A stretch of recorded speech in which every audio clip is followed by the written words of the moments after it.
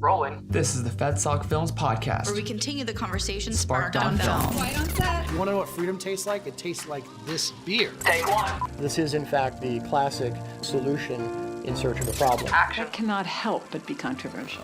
Cut. With expert discussion and analysis. With the greatest legal minds on the topic today. The FedSoc Films Podcast. It's a wrap. Welcome to the FedSoc Films Podcast. I'm Matt Wood, director of FedSoc Films. This episode is all about our film, Blueprint for American Rights, George Mason's Declaration. The film features three experts on the topic, Senator Mike Lee, Professor Joyce Lee Malcolm, and William G. Hyland, Jr., author of the book, George Mason, the Founding Father Who Gave Us the Bill of Rights. You can find this film and others by FedSoc Films at fedsoc.org, on YouTube, and other social media platforms.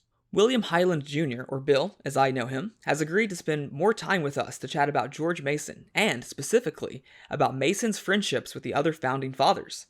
Welcome to the show, and thanks for being on with us, Bill. Good afternoon. How are you? I'm doing wonderful. I appreciate you spending some more time with us, and I'm looking forward to this conversation. Great. So I'd like to play about 30 seconds from the film Blueprint for American Rights, just to get things kicked off, and then we'll get into the episode. George Mason is perhaps one of the most understated figures in U.S. history. Jefferson called him one of the greatest minds he had ever met, and Patrick Henry called him the greatest statesman and debater that he had ever seen or witnessed. One of the most important things about Mason was that he actually saw the important and innovative constitutional issues. He was really a more philosophical thinker.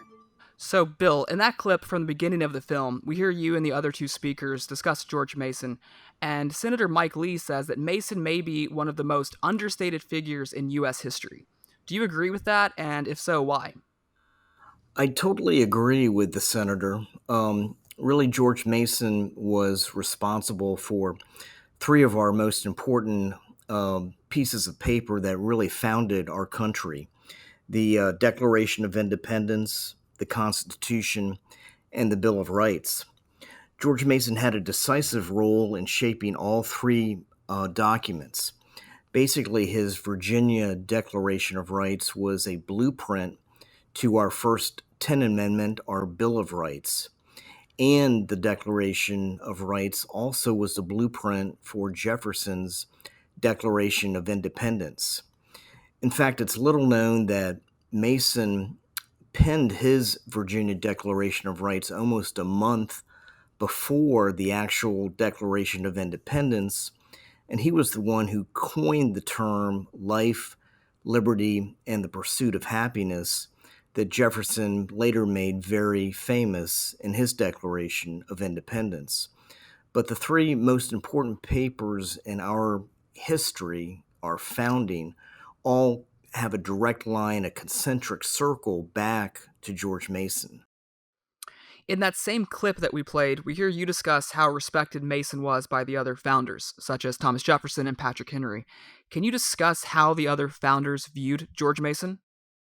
They really revered Mason as the greatest constitutionalist in the colonies. Thomas Jefferson was his protege and looked up to Mason as a mentor. The same with George Washington. In fact, it's little known that George Washington was not going to go to Philadelphia for the Constitutional Convention unless George Mason went with him. Mason acted as a mentor and kind of an intellectual guide and tutor to George Washington, who did not go to college but was self-read. And Mason himself was one of the most industrious and self-read intellectuals in the colonies. He grew up after his father died when he was only 10 years old under the tutorage of his paternal uncle, John Mercer. And John Mercer had a 5,000 book library with all the English philosophers, Greek philosophers. So Mason was very, very well taught, and he was very well respected by Jefferson, Washington, and especially Patrick Henry, who he joined in the Virginia ratification Congress the year after the Constitutional Convention in Philadelphia. And what about Thomas Jefferson and Patrick Henry as far as they were at a different age than George Mason and George Washington? Did that play a role in how they viewed George Mason? It really did. As to his age, he was really the second oldest. Mason was the second oldest at the Constitutional Convention. Only the most senior was Benjamin Franklin. He was 7 years older than George Washington, and he was almost 20 years older than Thomas Jefferson. So Thomas Jefferson and both James Madison both kind of looked up to him as an elder statesman. And Mason actually corresponded with Jefferson during the Constitutional Convention because Jefferson was in Paris at the time serving as ambassador or minister to France. But they corresponded, and they both found the Constitution, as it was written, was flawed. And they both agreed that since there was no Bill of Rights, or what Mason referred to as a Declaration of Rights, that it was fundamentally flawed. And that's one of the reasons, the main reasons, that Mason was only one of three men who did not sign the Constitution in Philadelphia. Well, that gets us on to another relationship, George Washington, which you brought up previously. But I'd like to dive into that relationship a little bit more. But I want to play another clip from the film, and this time is when we've reached the Constitutional Convention in our timeline. He was drawn into the Constitutional Convention, yet again, somewhat unwittingly, somewhat against his will. You have to remember that his wife had died at the age of 39, leaving him with 12 children to raise by himself. So he did not want to leave them, but Washington talked him into coming with him to Philadelphia. So we hear this story, and you just brought this up a few minutes ago about how Washington had this influence on Mason, enough so to convince him to attend the Constitutional Convention. But I was wanting to take a step back, and can we talk about Washington and Mason's relationship and what led up to them having this good of a relationship that they did have this effect on each other? Well, both George Washington and George Mason had a lot in common. First of all, they were neighbors. Their plantations were just a few miles from each other, both abutting the Potomac River.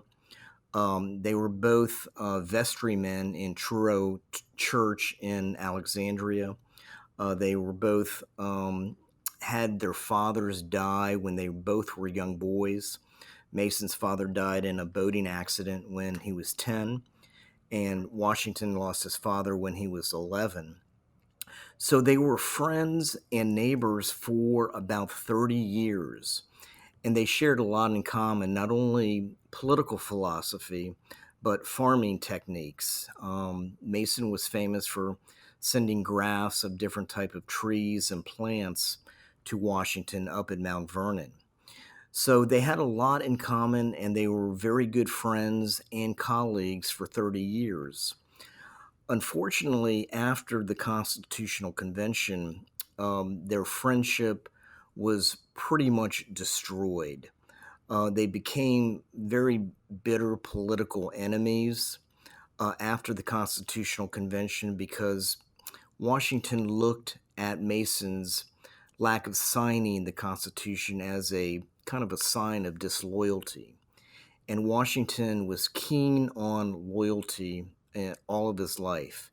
If he sensed any type of disloyalty, personal disloyalty, he pretty much interrupted the relationship with people.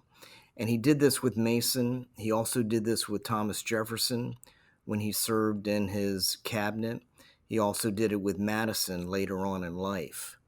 So they were best friends, acquaintances, colleagues, plantation owners together for 30 years. But unfortunately, their friendship ended at the Constitutional Convention. And it became somewhat even more bitter after the Virginia Ratifying Convention a year later in 1788, when George Washington did not attend that, but Madison did. And Madison would report to him how vociferous the objections of both Patrick Henry and George Mason were to the ratification of the Constitution. And that really upset Washington greatly, and their friendship was never repaired after that. It's interesting to think about the founders and the friendships that they had with each other. And one thing that's interesting about George Mason is he's not very well known, but the picture that you paint and that's painted in the film as well is how much he's respected by his colleagues, by the other founders. Can you paint a picture for the audience of what George Mason's life was like, and perhaps what gave him the different characteristics of who he was? Sure. Like I said, George Mason was really self-taught. He did not have the fortune of going to college like James Madison, who went to Princeton. Thomas Jefferson went to William and Mary. And they say, the saying goes, George Washington went to war. But George Mason, again, was self-taught in his uncle's library, and he was the most respected constitutionalist jurist in the colonies. In fact, Thomas Jefferson was so revered and so influenced by Mason that he basically took Mason's Virginia Declaration of Rights and used it as a blueprint for his own Declaration of Independence. And Jefferson really loved and looked up to Mason. And in fact, a week before Mason died in October of 1792, Jefferson actually visited Mason at Gunston Hall, and he was the last founder to see Mason alive. And they reminisced about the Constitutional Convention in 1787. And Mason basically told Jefferson that the reason he did not sign it was due to this lack of a Bill of Rights. He firmly believed in the individual's natural rights, and he firmly believed in limiting the central government's power, especially presidential power. And he had a great influence on Jefferson, and Jefferson went on to write several famous documents kind of embodying that individual life, liberty, and pursuit of happiness, including the Virginia Statute of Religious Freedom. So he had a great influence on Thomas Jefferson after his death. And in fact, Jefferson called him the Cato of the country, and that refers to one of the great Greek philosophers. So their friendship was long-lasting, and the influence of Mason influence on Jefferson was long-lasting as well. Wonderful. Are there any other interesting stories about George Mason and his friendship with the other founders that we haven't discussed? Well, I think there was a great friendship and certainly a reverence with Patrick Henry. Patrick Henry was one of the most fiery orators of the Revolutionary time period, and they became good friends, and they teamed up together in the Virginia Ratifying Convention in the summer of 1788. In fact, some of the objections and some of the speeches were noted and taken down by a note taker in Virginia. And they said some of the speeches of both Patrick Henry and George Mason would last for days on end at the Virginia Ratifying Convention. And so it was really those two, Patrick Henry and George Mason, who kind of became the firebrands for the objection to the Constitution at that time, because there was no Declaration of Rights. So the two men were very good friends, but very fast intellectual compatriots in objecting to the Constitution as it was written in 1787. So George Washington and Thomas Jefferson and James Madison and a number of other of the founders are much better known than George Mason. But it sounds like George Mason had quite a large influence over the foundation of the country. over the thought of the time, over the events that were going on during and after the Revolutionary War. So why do you think that he is so much less known and his friends of the time are so much better known? Well, unfortunately, he's kind of been relegated to the second tier of founders, and that was mainly due to his proclivity to have a private life. He told his sons and his grandchildren that he preferred the private stations of life to a public life. And he really never ran for a public office like Washington, like Jefferson. Again, he had 9 children who lived to adulthood, and he was widowed at a very young age. His wife died when she was only 39. So this left him with 9 children to raise basically by himself. So he felt a very strong bond to his family and not to public life. So he was not as famous because he did not run for Senate or Congress or the presidency. And he died fairly young. He was only 62. So he's not as well known. His public life is not as well known as the public life of Jefferson or Washington, who went on to fame, and in the presidency, of course. So that's one of the reasons that he's not as known as the founders. But in my view, and I say this in the book, that he should be really relegated up to the top tier, joining Jefferson, Madison, and Hamilton as founding this country and founding the Bill of Rights.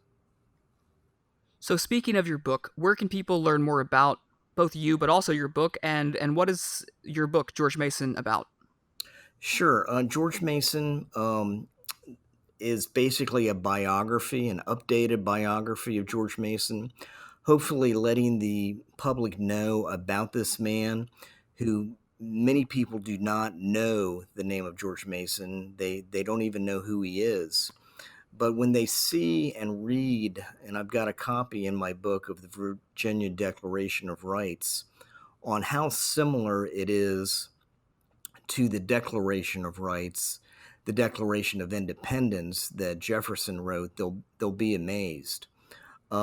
He actually coined some very famous terms, not only life, liberty, and the pursuit of happiness, but he also coined the terms in the Constitution for high crimes and misdemeanors for impeachment, aid and comfort to the enemy for a traitor. He actually wrote the oath of office that the president currently takes. So he was a very proficient writer, and he influenced Jefferson, Madison, Hamilton, Washington, but he doesn't get really his due credit because he's not as well known as these other founders. So the book is available anywhere. It's out on Audible and Barnes & Noble, Amazon, anywhere books are sold. Great. Any other interesting facts? Maybe something a little bit different. What's your favorite fun fact about George Mason? I think the most fun fact is that he was an amateur architect. He basically designed and helped build his own mansion, Gunston Hall. Like Jefferson and Monticello, he took a great deal of pride in architectural drawings. He oversaw the actual building of Gunston Hall, and he was kind of a tinkerer like Jefferson. He liked to go into a lot of different subjects like science and architecture and farming and gardening. So I think he was kind of what one biographer said was a universal man.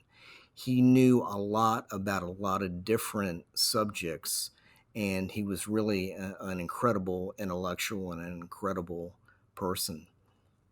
So why did you decide to spend time learning about George Mason, reading about Mason, and writing about Mason? Why George Mason? Well, having been born and raised in Virginia, I always had a fascination with the Revolutionary period. And Jefferson, of course, was one of my heroes growing up, and I wrote a biography of Jefferson. But looking at the Declaration of Independence and reading it again, and I compared it to the Mason's Virginia Declaration of Rights and how similar the two documents were. And when I perused all of Mason's writings, I thought it was just an incredible amount and importance of writing that people don't really know about, especially with the Bill of Rights. I mean, it was Mason who wanted the freedom of the press. It was Mason who decided a person could have a jury trial in both civil and criminal cases. It was Mason who believed in the religious freedom and religious assembly. And all those rights went into the first 10 amendments, the Bill of Rights.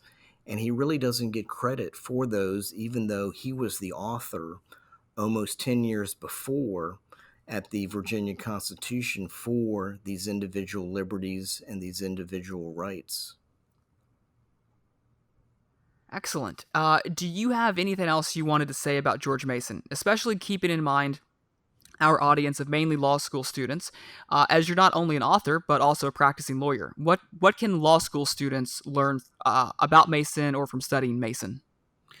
I really think Mason's legacy is his dominant role of the individual, that the individual has inherent rights, the right to life, liberty, and the pursuit of happiness. He strongly believed on a very restrained government. He believed that all the powers of the government should come from the people.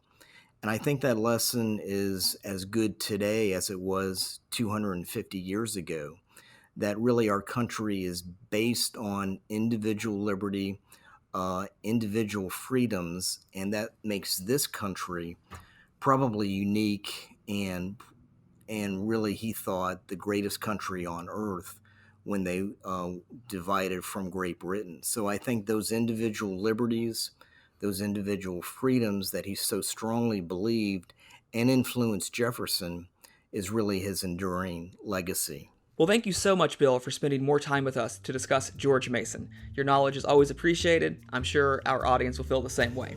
Thank you so much. You can check out the film, Blueprint for American Rights, George Mason's Declaration, on YouTube, Facebook, or fedsoc.org. That's FEDSOC.org. Thanks for listening, and don't forget to subscribe for more episodes of the FedSoc Films Podcast. As always, the Federalist Society doesn't take any positions on the issues discussed. That's a wrap. This has been a FedSoc audio production.